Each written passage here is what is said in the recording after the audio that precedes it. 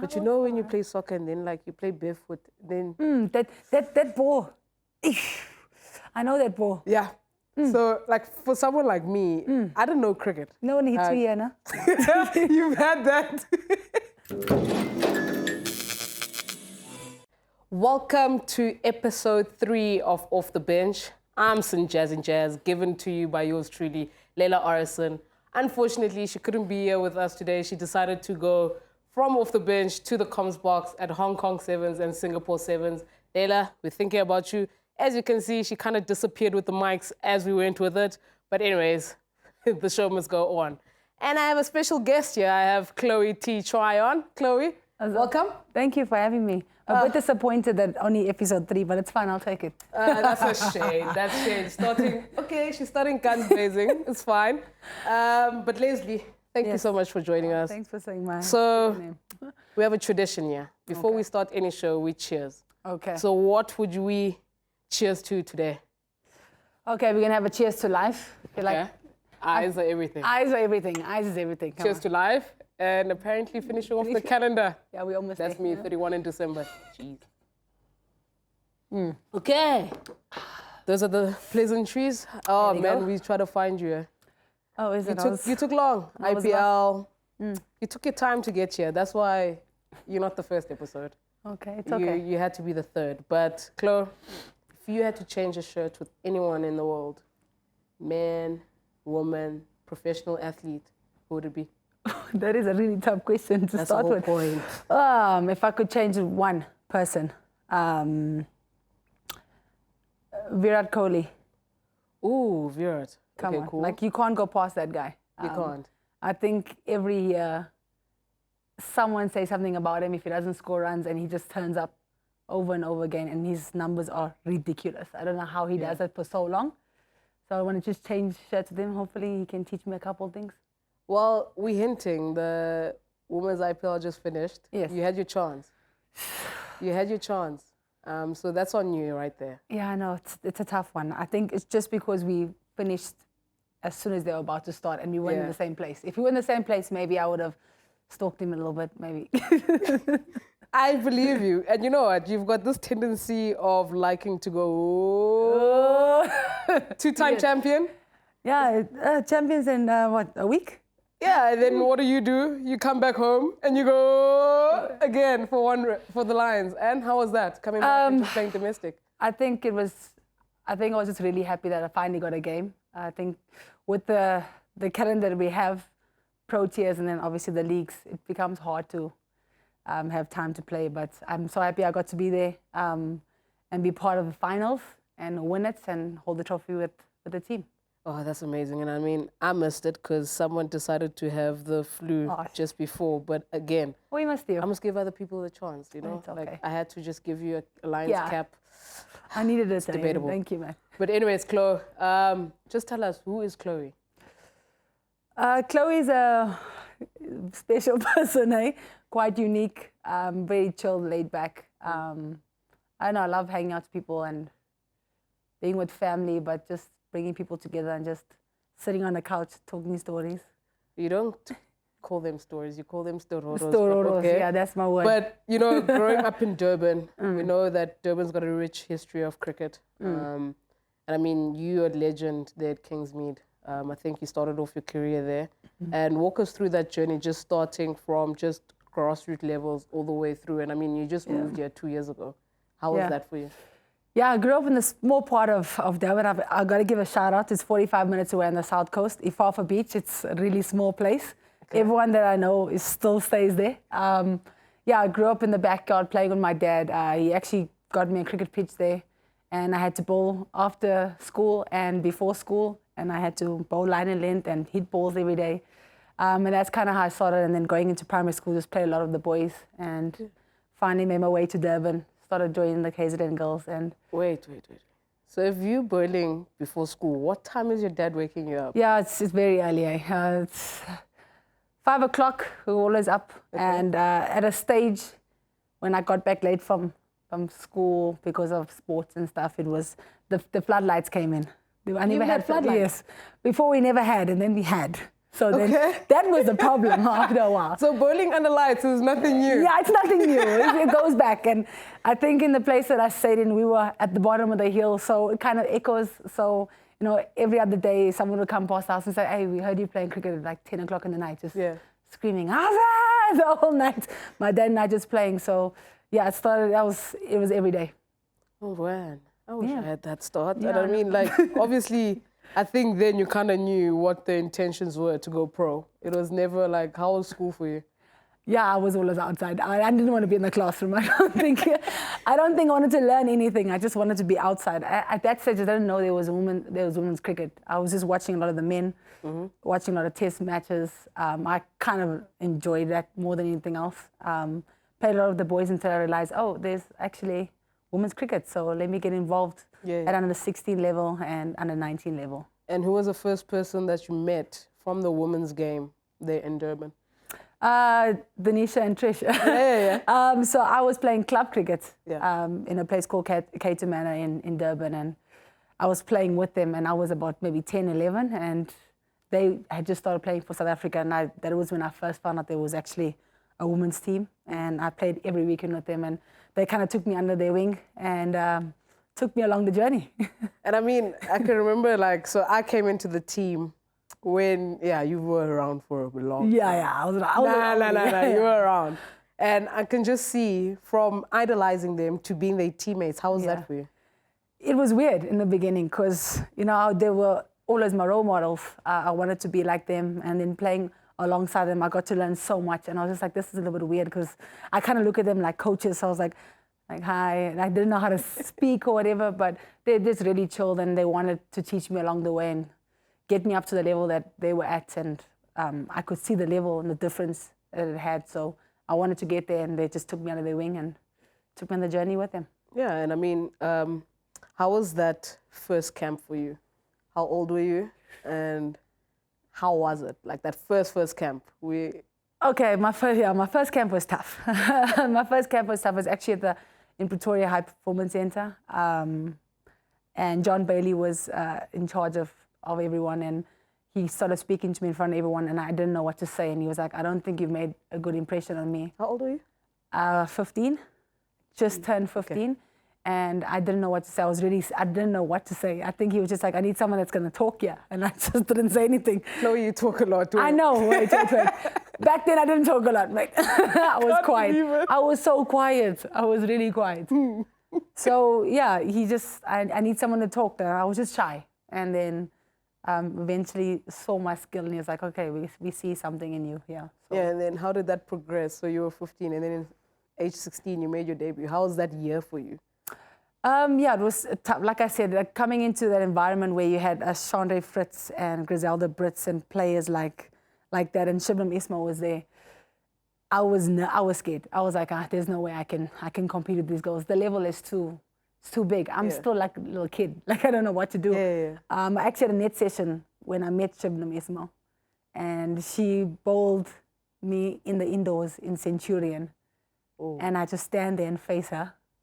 And after I walked out, she was like, welcome. I was like, mate, I can't do this. I was like, give me the first flight home. I want to go home. I want to go home, mate. They're like, I can't face this ball. And how did your dad take this story when he first heard of it? He laughed a little bit, but he said that, like, it's your first camp. Like, you got to get used to it. You need to understand the level. You need to know where you need to get to. So you've got to see it through and be a little bit tough.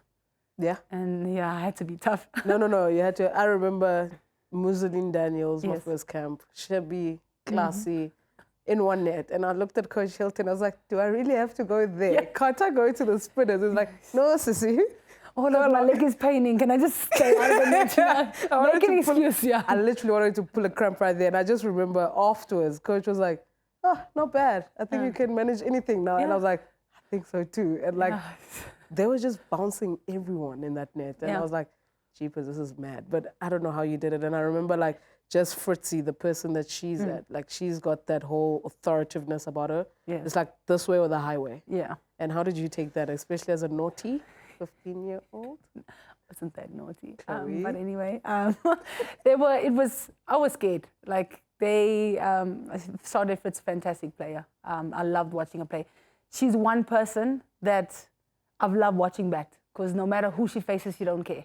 She's like, I'm going to make runs against them. And you could see it in her eyes that she wasn't scared of anyone. And I was like, I also want to be like that because I'm scared half the time in the nets with these girls. But yeah, I learned how to be a bit more tougher. You know, they wanted to play hard cricket and I was a little quiet, softy, and stayed in my shell a lot. So they were like, Chloe, let's get on board here, get on board. So it took a while to learn. I was, like you said, a little bit naughty. So I went the other way sometimes. Okay, fair point. Did you always think you'll be an all-rounder? Or did you come into the team say, okay, I'm going to bowl, bat a little bit, or I'm going to bat, bowl a little bit? When I was younger, I always wanted to be like a Lance Klusner. Like he was Durban? Durban? You know, Zulu, you know, they call him. So I was like, and I had, my first bat was his. So I was like, nah, I want to be like him. So I was bowling a lot more than batting. Batting, I just want to hit sixes. You still do? I didn't see myself as like a full-on all-rounder. I just wanted to run in and bowl and just come back to the back end sometime. But then it slowly changed along the way. Yeah, and I think you obviously came in as a seamer, left arm seamer. Yeah. And I mean, obviously, after that massive back injury that you had, how was that for you? Trying to like realign, do I go back to cricket? Yeah. Should I go back to cricket? Yeah. Well, how was that period for you? That was tough because I actually hurt my back in India. What year was it? 2014. Yeah. We had a series against India and it was the second ODI against them. And we were really struggling against them. Dinesha and I actually won the game for them. I made my first 50 for my country with a slip disc in my back. Don't know how I made it. I cried throughout the innings. But I was like, Dinesha, we're not backing down here. Yeah. We're going to beat them. And it was in Bangalore. I remember getting when the game ended, I walked up the stairs and I collapsed and I was crying and no one could understand why. And I said, something's not right. And came back home, and after December, I had to see a specialist. And he basically said to me, I probably will never play cricket again. And that kind of just broke me. I didn't know how to recover from that. Had to leave my family a lot, and then got to a stage where I was like, nah, I want to play this game. What can I do? And eventually had to go on this long journey of getting back, and I came back 10 times better. How long did it take you to come back? About 11 months. Okay. 11 whole months. Yes, this is a hard. So now there's, you know, like obviously like with world sports and athletes, ACLs is a big thing now. And it's rare that we found back injuries like this. So as an athlete that went through it, what are the phases, or not even phases per se, but what was your mind telling you throughout that whole period? Give up, because it was really tough. There were some days that I felt good, and as soon as you take three, 4 steps, you're like, okay, this is good, and then you fall back again, because, you know, you got to go through different phases where, you know, start off slow.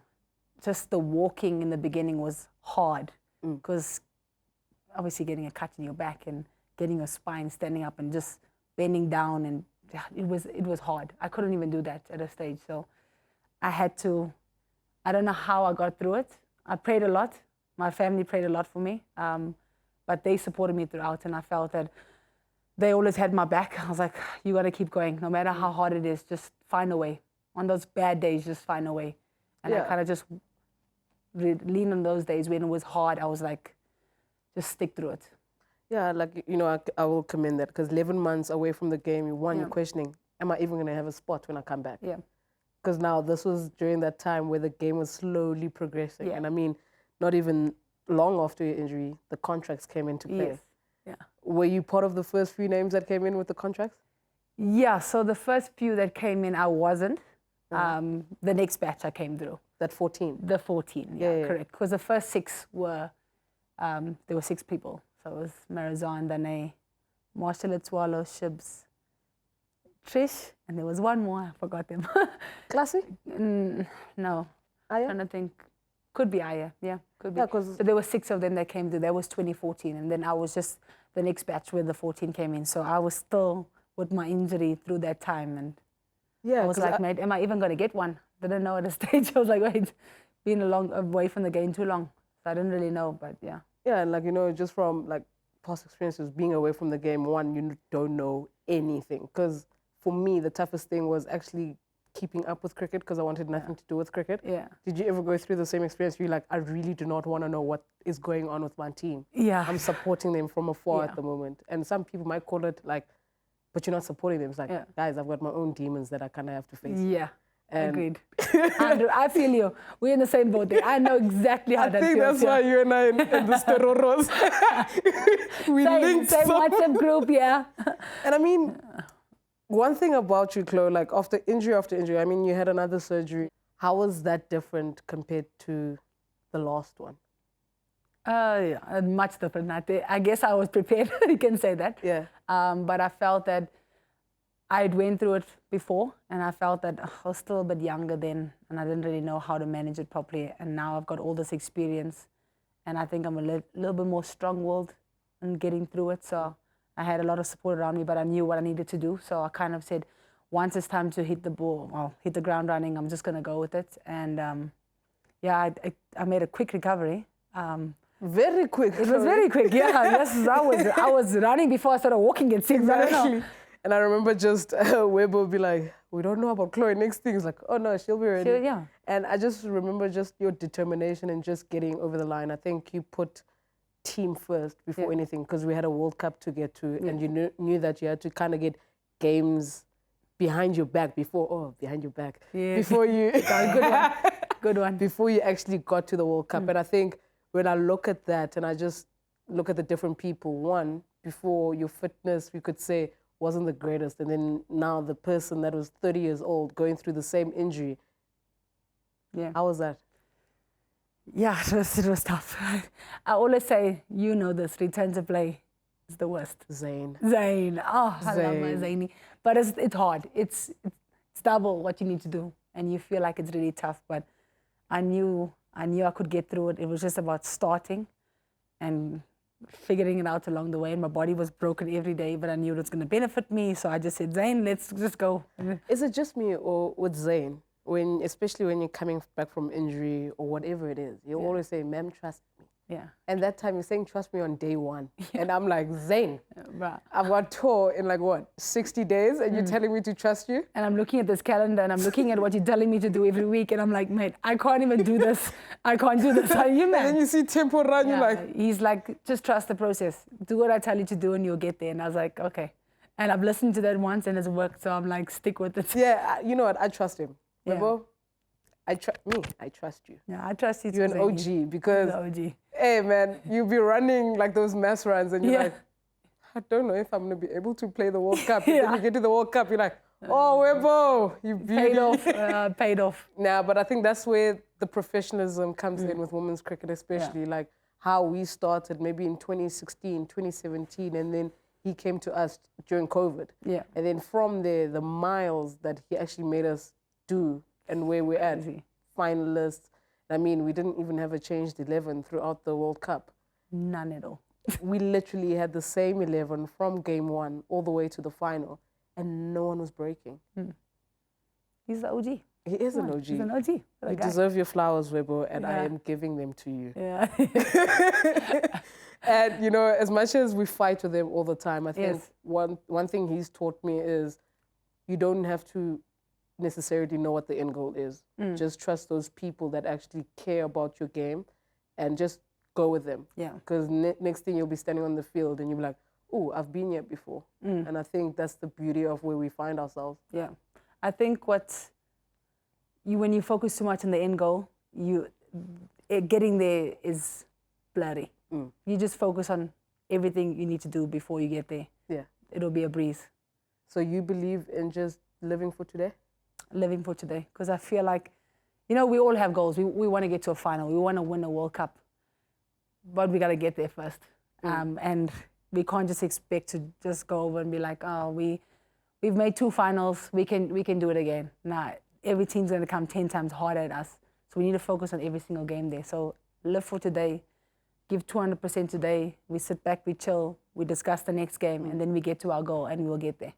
Yeah, so since we're on the professionalism, you've seen the domestic structure in South Africa. I'll just take you back to being in Australia, playing the Big Bash.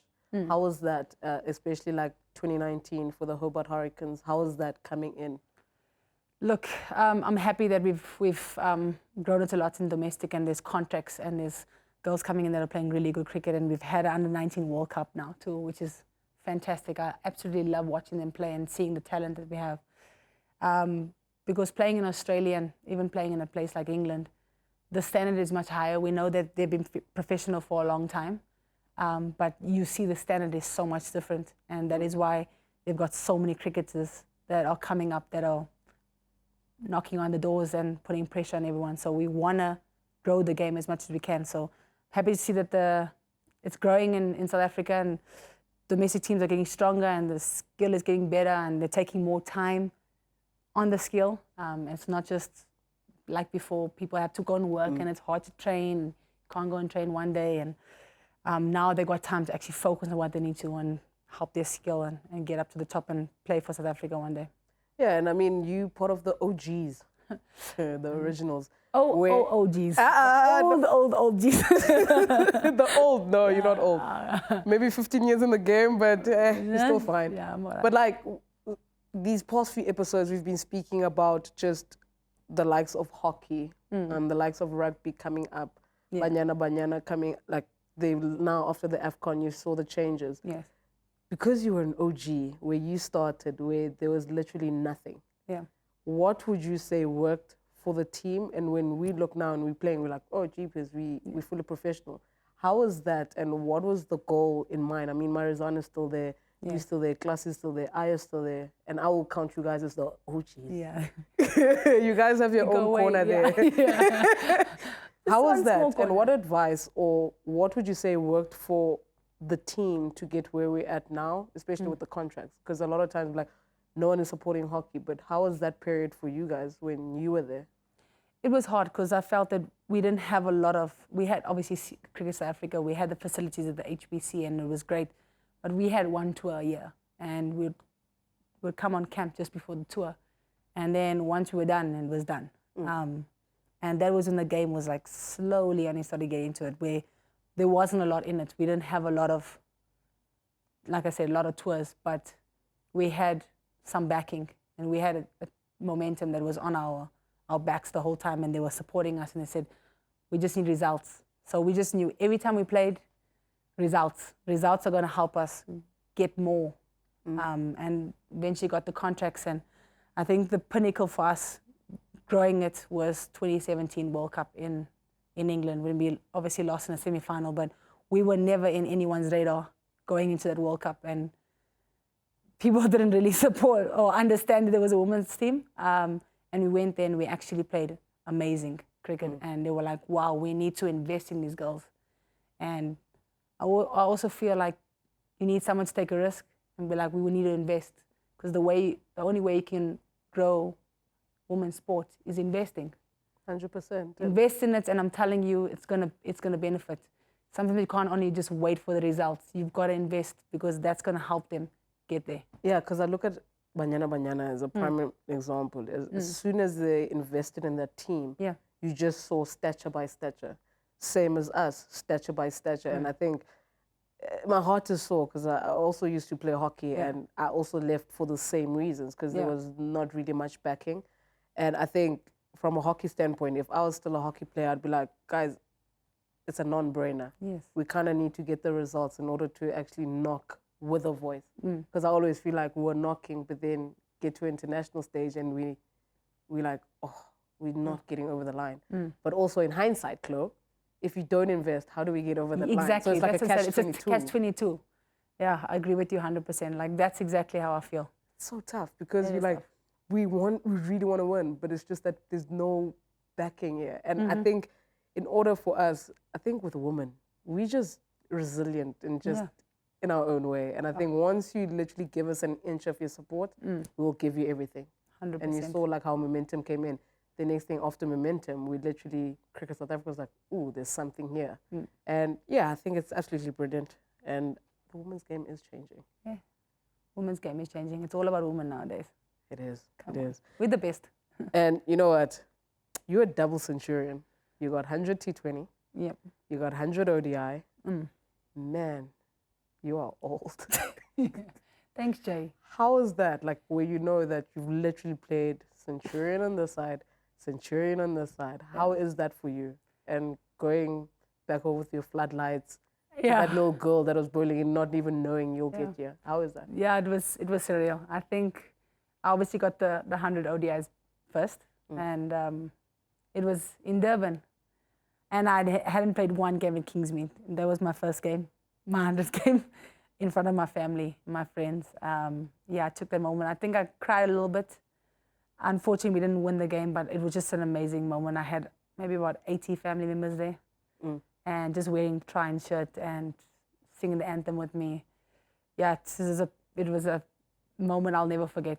Just taking that field, knowing that my family was watching me and supporting me, and it's been a long journey to get there, and just amazing achievement. Yeah, and I mean, when you sit down with your dad, I know he's retired now. Yeah. So he's got all the time in the world now. Yeah, all the time. So when you sit down and you just chat to him and be like, do you ever be like, Dad, remember when we used to be here and you used to bowl me, and now I've got like 100 caps in ODI, 100 caps in T20. I've played 2 World Cup finals. Did you ever imagine and what is his emotion around that? Yeah, no, he's always been my coach. He always says, I'm your number one coach. I know what you need to do. So I'll always get a message. You need to focus more. You need to watch the ball before you hit the ball. You need to bowl in the same spot you bowled when you were playing in the floodlights. Like he gives me all this advice, but I think for him, he's just proud. I think my parents are just proud that I'm still playing, and I'm playing for my country, and I have all this passion now. I don't want to stop playing for my country, and I'm just so dedicated, and I want to inspire the youngsters out there. Just pick up a bat and ball and come watch us at the stadium and start playing cricket. It's a beautiful sport. And what would you say to that little kid that's watching right now and be like, "Ooh, I play with my dad. Will I get there?" Like, what's the one thing that, I'm not going to say it was like, I wish I knew it sooner. Yeah. But what's the one thing that you could just tell them just to steer them, maybe just hush hush, don't do, like, what would you say to them? Because I know like how crazy kids now are about cricket, especially like young girls. They literally just want to be there. Yeah. They literally just see themselves playing at Wanderers, playing at Centurion or wherever they play. And now, being cricket mad, what advice would you give them? One thing I always say is have fun. I think you can never take that out of the game. I think when you start getting a bit too serious about it, you don't enjoy every single moment. You make friends for life. You make another family. You know, I've got to meet people along the journey that I've just never thought I'll ever meet them, never thought I'll ever be able to sit with them and talk to them. It's a beautiful sport that connects people from different parts of the world, very diverse, and you learn so much about their journeys, and it's just, like I said, it's a beautiful sport, and I want a lot more kids to get involved in the game and play backyard cricket, have fun, enjoy it, talk about wearing this badge, and go play against the boys, show them how good you are, and just have fun doing it. Okay, I don't know whether this is shame, but I never played backyard cricket. What did you play? Soccer. Oh. But you know when you play soccer and then like you play barefoot, then... that ball. I know that ball. Yeah. So like for someone like me, I don't know cricket. No one hits me, Anna. You've had that. I grew up like that. Ball hits you, yeah. And then when you look at that ball, it's like patches. Yeah, all yeah. No. Like I really like what you say, like to the kids, like have fun, because a lot of times for me, especially if I'm under pressure, like I forget the fun element. Like you're more like, yo, what happens if I mess up? Then now people are gonna be telling me that I'm the worst player in the planet. But guess what? You didn't have fun anyways. So rather lose having fun or rather win having fun. Because I think you mentioned it, the family. Like I spend more time with my teammates than I do with my actual family. Yep. You guys are annoying. Yeah. And like, you're a little bit annoying too, let's be real. No. There can come a time where I don't want to see Chloe for 2 weeks. It happens when I'm like, no. Need a break. Yeah, it happens. And then everyone's like, how is it to be around Chloe? But that time, my Chloe battery is finished. And I'm like, it's nice, I guess. It's hard to have so many girls in one place for a long period of time. And we travel. And it's a lot to have all those emotions Yeah, and I mean, I always look at you guys as like sisters that I never had. Like someone like Marizan, I'm like, yo, Danny. Yeah. Like she's strict. Yeah. She's strict. But if you do the right thing, then she's fine lovely. with her. I think people, when they see on the TV, they're like, oh, this girl is scary. This girl is really scary. But she's such a big teddy bear. I absolutely adore her. And she's actually really funny. People don't know that about her. She's the funniest person I know. But I won't reveal your secrets, Kapi. It's fine. Don't worry. See you episode 4, Kapi. Episode 4, please come on. To clarify. And you know, like, what's your take on like just being around like and seeing Wofi grow in a leadership role? Like, what's your take? Especially when you were there when she came in. Yeah. How has that been? Yeah, 2017 World Cup was when she created that cover drive. Yes. You know, where she had the bushy hair. She's changed a lot now, but yeah, listen, she's grown. Every game I've seen her play, she's dominated. She's so competitive. She wants to score runs constantly. I think she dreams about it, personally. No, she does, actually, because I remember the one time she was saying to Weibo, she was like, I dreamt about my whole innings. And then, wow, damn. Yeah, she Wofi, that's passion right there. That's passion right there. I'm just trying to sleep. I'm trying to sleep to get some hours before the game. No, but like, you know, someone like her, like, I think when we both leave the game, I think she'll be someone that's going to be there for a very long time. Yeah. And I think people that are coming in, they're going to see different sides of her. She comes across as someone that's quiet, but I think when Wofi needs to speak, she speaks. Yeah. She's one of those. She doesn't speak often, but when she has to, she goes for it. Yeah, I get that from her. I don't know if I'm wrong, Wof, but sorry. And, you know, this is like probably my favorite thing is like India. Okay. I love keeping in India because there's no snakes in the grass. Everything is just coming nicely on the gloves. How is that? How is IPL? How is playing for the MI franchise? How is it? Look, it's something you can't really explain unless you've been there. It's an amazing experience. I think being part of Mumbai Indians just as a franchise is just incredible. I think they call themselves a family, and it really is a family. And they take care of every single player there, and it feels like everyone just has care and love for each other. And people like to sit and hang out with each other. They always speak about keeping a team close. You know, whether we win or lose, we're always sitting together. You know, we had team dinners every second day. You know, at a stage I was like, damn, it's a lot of team dinners every second day. We're seeing each other, but it kept the team so close, and everyone just supported everyone. Whether you were part of management, logistics, players, there was so much respect and love and care, and everyone just really enjoyed everyone's company. And I think that's also the reason why we won the competition. Yeah, and I mean, we always speak about just the family element. I know with Coach Mantla coming in, he really believes in us caring about each other and how we are off the field. That's kind of going to translate on how we're on the field. And I think just by what you said, like, it actually does work. And I think for him, what is your first impression of him? I think we can get along just fine. I think so too, because I think the personalities, I think they align. No, I think he's I was very open and honest with him when I met him, and he said me and you are going to work just fine. I think he aligns with how I feel a team should be, and creating that safe environment for players to be able to speak up when they need to and be vulnerable when they need to, but care and love for each other. Because I feel like how we are off the field, when we go on that field, I'm going to die for you. You know, if I'm close to you like this off the field, and I'm at least checking in on you and making sure you're good. On there, if you're struggling, I'm going to put you on my back and I'm going to take you with me. But I think it's also nice with that. It also comes in when it's time to come hard. I can hold you accountable. Be like, Chloe, but that's not what we discussed. And I think it's not going to be like, oh, Jeffy doesn't like me. Yeah. It's going to be like, actually, let's just create this environment where we can have fun and have jokes, but also have honest conversations in front of everyone. Because we want to create that environment where people can speak up and be like, you know, Chloe, I don't appreciate that. And we discuss it and we sort it out and we move. But it can become hard sometimes only because females, we are a lot more emotional, which is okay. It's a female thing, we are. But it's just understanding one another, understanding if this person needs their space before the game or after the game, just give them some time and maybe just check on them tomorrow. don't push them too much, or just learning about each other. And those small things makes a big difference.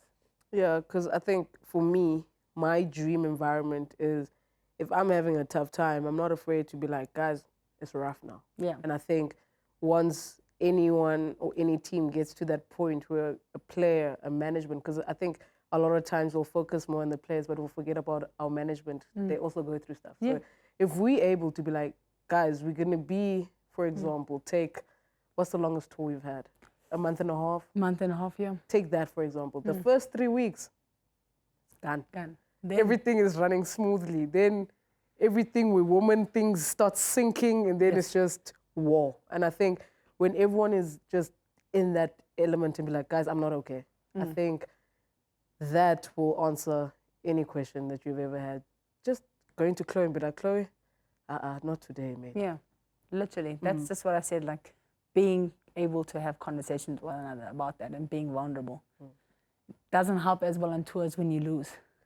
Because when you lose and you lose and you lose and you're away from home, you can kind of just pull away from one another. And that's happened in the past. And I think it's most team, everyone's been there before, I think. But making sure when we lose, we still tight-locked. We've got to find a way to still be, let's support one another. We're lost, but how can we support each other through it all?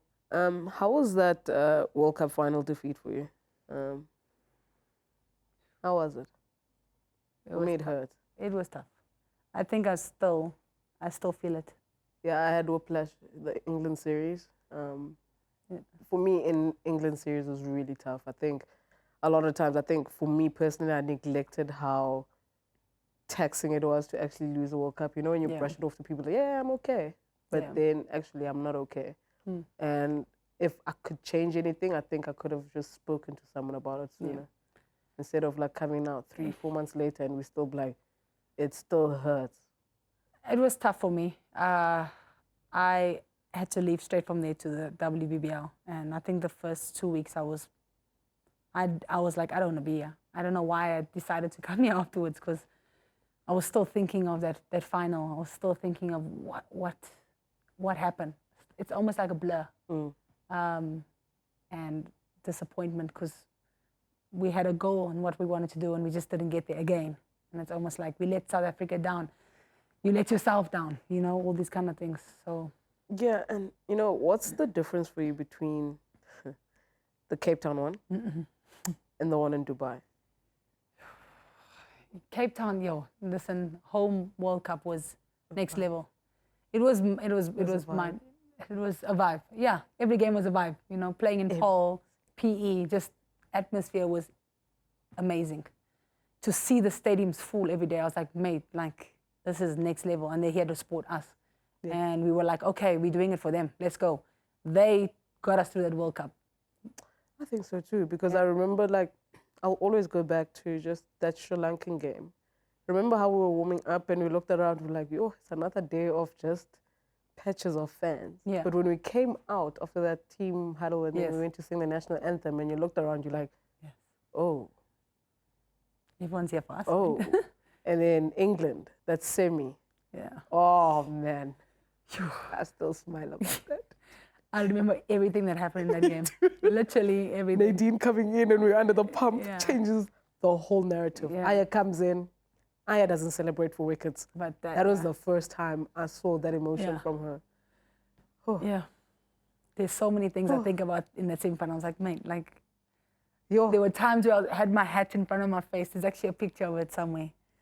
When I dropped Nat Silver, because I had bowled her over, and I was like, oh, this woman, I can't drop her. She's like the #1 all-rounder in the world, and I've just dropped her, and we are crunch time, and she's going to win this game. And I was screaming in my hat, and then we got her out just the next over, and I was like, okay, phew. And then it was domino effect after that. Yeah, it was crazy. You know, I always get the feeling, entering that final for us, it was kind of like a milestone tick. Yeah. I was just happy to be part of the final. Yeah. But I think if you fast forward to Dubai, I was like, we flipping deserve to be here. Yeah. And I think that's what hurt the most. Like, I was happy in Cape Town because, I mean, in front of our home crowd, we could get there for the first time. We were the first team to do it. Yeah. And you get to Dubai, you're like, okay, we get another chance, surely. Yeah. And then, Yeah, and I felt like everyone's energy was like, this is our World Cup. We got this. Like, everyone. Like, Lefty showed up. She was like, She's clutch. she was like, we here. And I could see in her face, she was there. From first game, she was there. And I was like, you do you. Everyone just felt like they were taking care of their own spaces. When we came together, we just like pulled through. We were just and that was the beauty of it, because our head coach just left. Yeah.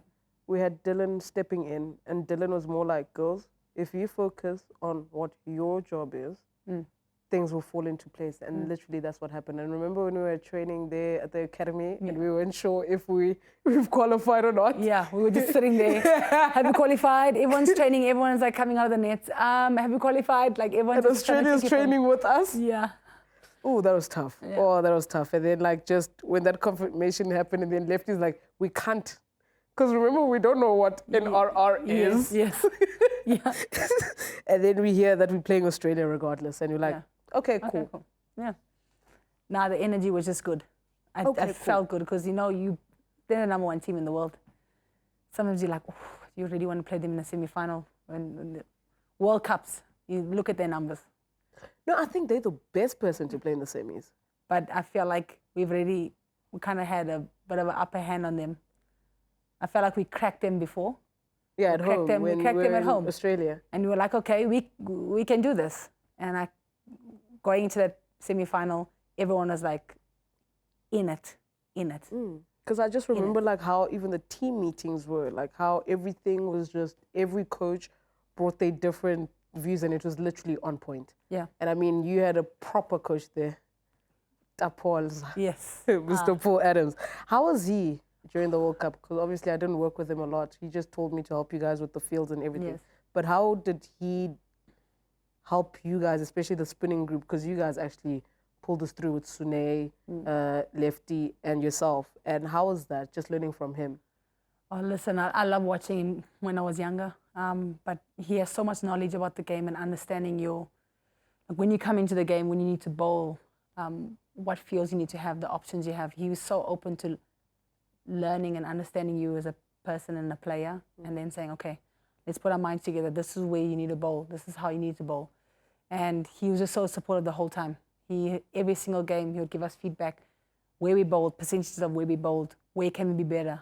And we were all like on board. Coach, we're on it. This is how we feel. If this is how we're going to go with it, he's like, I trust you. Go with it. And he trusted us all the way. And his approach into our team talks? Oh, those team talks were good. No, the poets, he just don't know it. I remember just being nervous for that semi, and he literally said, close your eyes. Yeah. And then he made us meditate on the spot. And I think when I opened up my eyes again, I was like, damn, okay. And I looked at everyone, and I was like, okay. Yeah. That's literally, I knew that it was no longer Beth Mooney. It was no longer Elise Perry. It was literally South Africa. Yeah. We didn't focus on them at all. It was like, nah, it's us now. Let's go. Just from meditating on the field, and they didn't even wear shoes. Yeah. Oh boy, I love him, man. Okay, like, I'm gonna wrap it up quickly. Okay, let's wrap it up. I feel like we've been talking for hours. Again, Stororos. We do this every other week. I love this. Okay, I just work here, but it's fine. Yeah. I know your funniest stories on tour. Oh, there we go. I know them, but they don't know them. Just give us one.